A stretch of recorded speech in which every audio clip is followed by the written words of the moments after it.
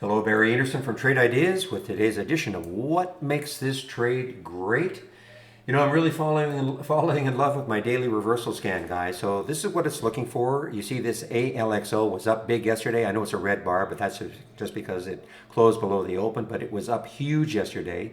So what it's looking for is a stock that was up big yesterday and then down today, okay?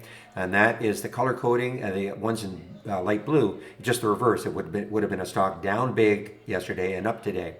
But look at the ALXO at 690. You can see there's the blue arrow. That's where the alert happened.